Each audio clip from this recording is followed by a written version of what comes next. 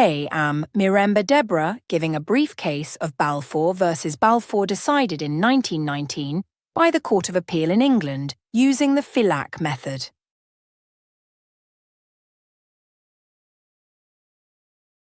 The brief facts are that Mr. Balfour and Mrs. Balfour were a married couple living in Ceylon, which is modern-day Sri Lanka. Mr. Balfour worked there as a government engineer. In 1915, they both came back to England on leave. However, Mrs. Balfour developed health problems and was advised not to travel. Mr. Balfour had to return to Ceylon for work, and before leaving he promised to send her £30 a month to support her while she stayed in England. Eventually, their relationship broke down.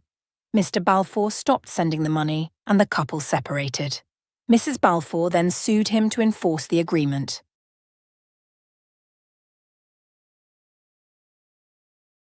The legal issue was the husband's promise to pay his wife £30 a month a legally enforceable contract?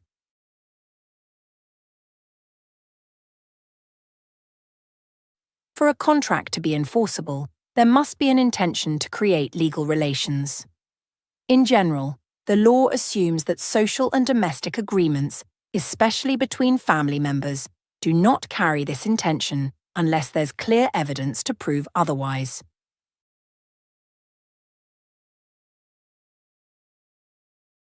In this case, the court held that the agreement between Mr. and Mrs. Balfour was a domestic arrangement.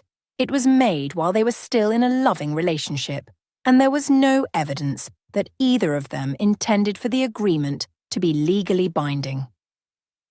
Lord Justice Atkin emphasised that not all agreements are contracts.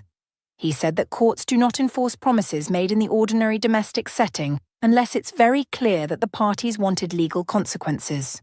So even though Mr. Balfour promised to send the money, it was seen as part of their personal private life, not a formal contract.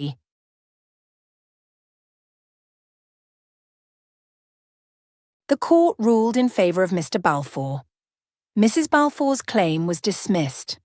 This case is important because it clarified that in contract law, intention matters.